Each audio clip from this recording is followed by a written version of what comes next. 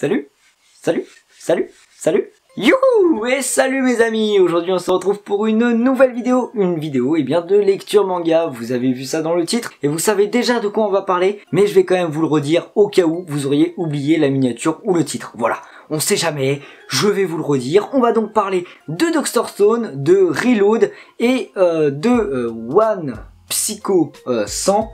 C'est pas du tout ça le titre, attendez, on va regarder ça. Et c'est Mob Psycho 100, donc voilà. Je sais qu'il y en a qui disent Mob Psycho 100, tout ce que vous voulez. Moi je dis Mob Psycho 100, parce que je m'en fous, ok?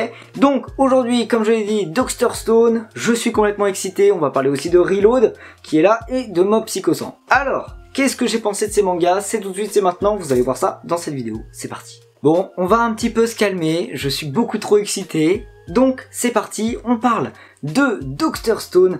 Dr Stone est donc un shonen qui est sorti assez récemment chez les éditions Glénat, et autant vous dire que c'est un très bon manga. Donc scénarisé par Reishiro Inagaki, une personne tout à fait inconnue, voilà, je ne le connais pas, ça se trouve il a écrit d'autres choses, mais surtout dessiné par Boichi. Voilà, c'est un petit peu ce qui m'a fait acheter le manga, on va pas se cacher, Boichi est vraiment un grand artiste, il a fait Sunken Rock, il a aussi dessiné dans pas mal de trucs genre Terraform Mars, voilà, il a fait vraiment beaucoup de trucs, et aujourd'hui il s'attaque à Dr Stone, donc au dessin. C'est vrai que c'est pas non plus son dessin habituel, étant donné que d'habitude c'est plutôt du seinen avec du sang, des femmes surtout, ouais, donc beaucoup de bastons et tout, et c'est vrai que là du coup il s'attaque à un dessin plus shonen, mais c'est vrai qu'on retrouve bien sa patte. Une patte très réaliste, une patte très agréable, car c'est vraiment magnifique. Donc de quoi parle ce manga? Qu'est-ce qu'il va nous raconter? C'est parti, je vous le dis maintenant. Taiju est un lycéen tokyoïte, et un jour, victime d'un phénomène mystérieux, en une fraction de seconde, l'humanité est entièrement transformée en pierre. Des milliers d'années plus tard, à son réveil, il décide de rebâtir la civilisation à partir de zéro, avec son ami Senku. Premier opus du meilleur récit de survie et d'aventure SF de tous les temps, voilà, c'était la description du manga. Vous allez donc suivre les aventures d'un personnage qui se réveille, un petit génie qui se réveille dans un monde post-apocalyptique où tous les humains sont transformés en pierre, et il va donc essayer de rebâtir la civilisation à partir de zéro. Heureusement pour lui, c'est un génie, donc il sait à peu près tout faire, fabriquer de la poudre, fabriquer des abris, fabriquer tout ce que tu veux, il sait le faire. Lui, tout ce qui touche à la science, il sait le faire. Malheureusement pour lui, ce n'est pas l'homme le plus fort du monde. Heureusement, il a un ami qui lui est très fort et qui va donc pouvoir effectuer toutes les tâches manuelles. Mais le récit ne s'arrête pas là, ils vont devoir affronter des dangers, étant donné que les animaux ont un petit peu, disons, évolué pendant ces milliers d'années qui se sont écoulées. Ils vont devoir aussi affronter d'autres personnages qui vont se réveiller, personnages qui eux ne sont pas forcément pour la reconstruction d'une civilisation, ou du moins pas de la même civilisation et pas de la même façon surtout. Et donc voilà, il va y avoir plein d'aventures. Honnêtement, c'est un shonen très excitant. Pourquoi c'est un shonen que j'ai adoré? Pourquoi?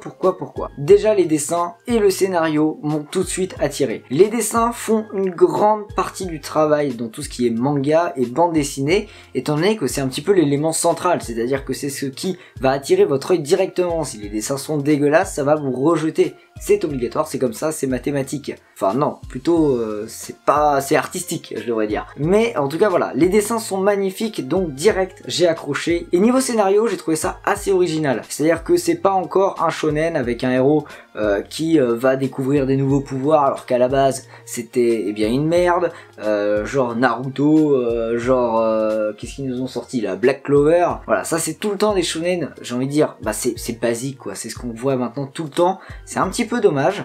Alors que là, avec Dr Stone, c'est pas du tout ce style. On n'est pas du tout dans la magie, pas du tout dans les pouvoirs, pas du tout dans la piraterie, dans les ninjas ou tout ce que tu veux. Là vraiment, on aborde des thèmes, j'ai envie de dire du seinen limite, hein, on pourrait classer ça comme seinen, mais ils l'ont mis plutôt shonen étant donné qu'il n'y a pas vraiment de sexe ou de violence, de combat, de sang, tout ce que tu veux. Voilà, c'est assez soft et c'est pour ça que je pense qu'ils l'ont mis en shonen. Mais c'est vrai que l'histoire en elle-même, on aurait pu la classer un petit peu seinen. Ça parle vraiment de l'humanité, mais de l'humanité, une humanité qu'on ne connaît pas étant donné qu'elle est sous la pierre, et c'est vraiment quelque chose que j'ai bien aimé. Bon après il y a des trucs qui sont un peu loufoques, genre pourquoi est-ce que les mecs fossilisés sous la pierre sont encore vivants des milliers d'années plus tard, mais bon c'est pas grave, ça se pardonne. Si on n'avait pas fait ces petites erreurs, ces petites incompréhensions, il n'y aurait pas de manga. Donc voilà, moi je vous recommande vraiment Dr Stone, c'est aux éditions Glénat, et c'est vraiment un très très bon manga pour un tome 1. je n'attends eh bien que le tome 2 pour voir un petit peu ce que ça va donner, surtout que à la fin du tome 1 il tease un truc qui donne vraiment envie eh bien, de nous attaquer au tome 2. Donc voilà, je sais pas exactement quand sort le tome 2, peut-être que c'est écrit, je vais peut-être vous le dire dans 2 secondes. Dr Stone sort le 4 juillet prochain, donc voilà, n'hésitez pas, si vous ne connaissez pas, ça vient de sortir. Donc, Dr Stone c'est cool, le tome 2 sort bientôt, en juillet, dans 3 mois, cette vidéo je l'ai tournée eh bien, le 3 mai, donc logiquement dans 3 mois et 1 jour, le tome 2 sort, donc voilà, n'hésitez pas, c'est un très bon manga que je vous recommande, voilà, c'est un shonen, c'est cool, c'est génial, des beaux dessins, un bon scénario, jusque là, pas de problème pour ce tome 1, c'est génial. Et maintenant, on va passer au manga suivant. Pour le tome 2, on va s'attaquer à Reload. Et oui, ce manga, vous le savez, je surkiffe. J'ai adoré le premier tome et j'ai adoré le deuxième tome. Si vous ne connaissez pas, n'hésitez pas à aller voir la vidéo où je parle du premier tome. Voilà, je vous explique un peu de quoi ça parle. Et donc là, on continue à suivre les histoires de notre policier à la dérive, eh bien qui eh bien essaye de protéger un petit peu cette fille, cette jeune Makoto. Et écoutez, il se passe des trucs de dingue. Il se passe des trucs de dingue. Je veux pas vous spoil, mais il se passe des trucs assez étranges, notamment autour de Makoto. On y découvre une espèce de double personnalité de Makoto, de la petite fille, et c'est assez étrange. On sait pas vraiment ce que c'est encore à la fin du tome 2, mais voilà, il se passe des trucs, c'est assez bizarre, elle a des espèces de pulsions sanguinaires, voilà, elle a envie de tuer, on sait pas trop pourquoi, elle est assez bizarre. Donc voilà, c'est assez stylé. On a aussi tout un arc un peu narratif sur Shin, qui est donc aussi un eh bien un membre de la mafia, qui donc essaye eh bien de jouer un petit peu eh bien solo, c'est-à-dire qu'il fait un peu n'importe quoi, il tue des mecs de la mafia. On sait pas trop ce qu'il veut, ce mec, il est un peu du père, il est un peu chelou. C'est assez stylé, ce manga est vraiment superbe. En plus, les dessins sont vachement cool. Ça sort un peu de l'ordinaire parce que c'est un petit peu un manga policier, c'est vrai que j'en ai pas beaucoup. C'est un seinen, si vous ne connaissez pas Reload, je vous le recommande, c'est vraiment vachement bien. Toutes les personnes que j'ai conseillé pour ce manga et qui l'ont lu m'ont dit que c'était vraiment génial. Donc voilà, n'hésitez pas si vous ne connaissez pas. En plus de ça, la série va se terminer en 3 volumes, donc autant dire que ce n'est pas non plus un gros investissement. Si vous ne connaissez pas, si vous avez envie de voir un petit peu de roman policier version manga, eh bien ce manga est fait pour vous. Si vous voulez voir un petit peu de sang, ce manga est fait pour vous. Si vous voulez voir des combats de pistolet, ce manga est fait pour vous. Si vous voulez voir eh bien de la tension, du suspense, ce manga est fait pour vous. Autant dire qu'on peut y retrouver pas mal de trucs. Bref, rien à dire d'autre sur ce manga, il est vraiment génial. Et maintenant, on va passer au manga suivant, au dernier que je vais vous présenter. Et attention, transition méga stylée, c'est parti. Hop là. Et donc, on va passer au manga suivant, qui est donc Mob Psycho 100, Psycho 100, je ne sais pas trop comment ça se dit. Ce manga, malheureusement, j'en attendais beaucoup, étant donné que c'est quand même le manga du même auteur que One Punch Man. C'est un manga qu'il a fait avant, donc présenté by One, voilà, le petit One, l'homme mystère qui dessine One Punch Man, qui écrit One Punch Man surtout, et malheureusement, je n'aime pas du tout. Comme je l'ai dit, je ne suis pas très fan de ce manga. Pourquoi, vous allez me dire, je ne suis pas fan? Je n'ai pas vu l'animé, s'il y a un animé. Je crois qu'il y a un animé, peut-être que j'irai le regarder, mais honnêtement, le manga, je suis pas fan du tout. Pourquoi? Le premier point, c'est que les dessins sont dégueulasses. Quand tu passes des mangas de Boichi à ça, mais tu te dis what the fuck, mais c'est quoi ces dessins d'enfants de 6ème là, c'est dingue. Bon bref, les dessins sont vraiment immondes, autant dire que c'est pas du tout mon style. Il y a 2-3 planches qui sont vraiment géniales, qui sont vraiment très belles. Enfin, belles, vraiment très belles. Je veux dire qu'ils sortent un petit peu du lot, mais honnêtement, c'est quand même pas dingue. Vraiment niveau dessin, ne lisez pas ça pour des beaux dessins. Après, je peux comprendre que ce type de dessin puisse aller au manga. Je m'explique. Ce manga a pour but d'évoquer l'humour, c'est un manga drôle, c'est tout à son honneur, c'est un petit peu le point qui rehausse ce manga à ma vue. C'est un manga qui est assez drôle, qui est assez fun, et c'est donc des dessins assez comiques. Et il est vrai que dans tout ce qui est de type bande dessinée comique, les dessins ne sont pas forcément très travaillés. Vous pouvez voir du Garfield par exemple, ça ne sera pas du tout travaillé, et pourtant ça peut vous faire rire. Si vous trouvez, je sais pas, le chat là, ou je sais plus comment il s'appelle, le gros chat là comme ça, c'est pareil, les dessins ne sont pas beaucoup travaillés, mais voilà, il y a du comique, il y a de l'humour, et donc c'est peut-être aussi un petit peu un truc qu'on peut rajouter à One, c'est qu'en fait c'est vraiment enfin à One, pas du tout, à Mob Psycho 100, c'est que c'est vraiment une œuvre drôle, voilà, elle est faite pour être drôle et pas non plus pour être prise au sérieux. Mais malgré ça, je suis désolé, il faut quand même que les dessins soient un petit peu accrocheurs. Si les dessins te répugnent, tu ne peux pas t'attacher à une bande dessinée, c'est impossible, c'est ce que ton œil voit en premier. Si ce que tu vois en premier, eh bien, t'empêche complètement de lire la page suivante, même si la page suivante est drôle, tu ne le sauras jamais parce que t'as pas envie de tourner tellement c'est moche quoi.